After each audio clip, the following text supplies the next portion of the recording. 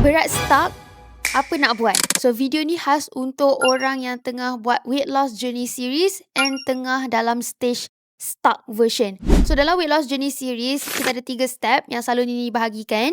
Iaitu first, you nak turun berat badan. Yang kedua adalah stuck version. You buat apa cara sekalipun, dia stuck.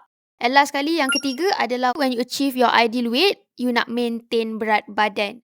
So, every proses, dia berlainan cara. And apa yang Nini nak share hari ni adalah pengalaman Nini sendiri sahaja. If you rasa berguna kepada you, boleh ambil. Kalau you rasa benda ni tak bermanfaat, tak perlu ambil. So, untuk orang yang dah cuba semua benda, tapi berat you stuck, then you boleh ikut tips ni. Yang pertama, you kena tahu bila berat you dah stuck, body you dah terbiasa dengan diet yang you buat selama ni. So, every day, every month, contoh you makan benda yang sama untuk turun berat badan, tapi at one point, body you dah macam, dia macam biasa ni. So, dia tak akan turunkan berat badan you and dia akan stuck.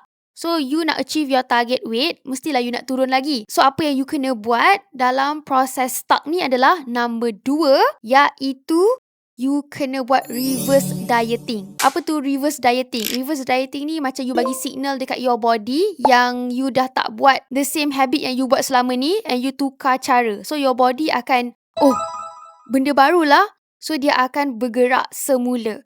Bila waktu reverse dieting tu, Nini makan macam biasa. Nini tak ada pun macam tak minum manis ke. Nini makan macam biasa, minum manis. Tapi terkawal. Janganlah you reverse dieting tapi sampai berbulan-bulan. Usually dia macam 2-3 hari, then you punya body akan jadi normal. So the objective kenapa you buat this adalah untuk restore your metabolism. Sebab bila you buat calorie deficit ke ataupun diet ke, dia macam mengacau you punya metabolism. That is why you punya berat akan jadi stuck. So during this period of time, dia akan betulkan balik you punya metabolism dan juga hormon you. Kita tak nak yo-yo effect tu. Bila you dah turun berat badan, nanti you makan macam biasa, dia akan naik berat badan lebih tinggi daripada sebelum you nak start this weight loss journey series. Tak nak. So yang ketiga adalah fiber helps with metabolism.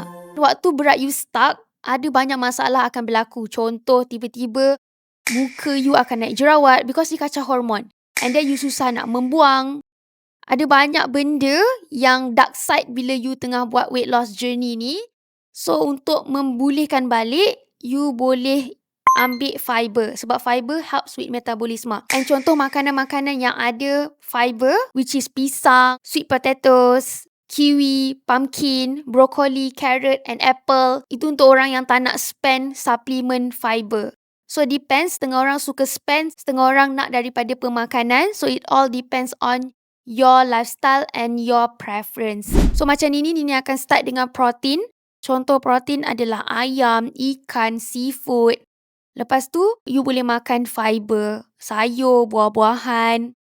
Carbs last sekali. Carbs tu macam nasi, roti. Normal je sebenarnya kalau weight you tengah stuck.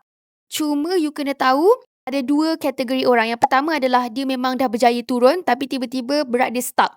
Ataupun yang kedua, dia memang jenis yang tak makan banyak tetapi berat dia tak turun-turun. Dia memang stuck macam tu je. Tapi kalau compare dia makan dengan orang lain makan, dia makan lagi kurang tapi berat dia stuck. Yang tu you kena check your body sebab kadang-kadang body kita yang imun rendah ataupun metabolisme kita tak stable, dia mengacau penurunan berat badan.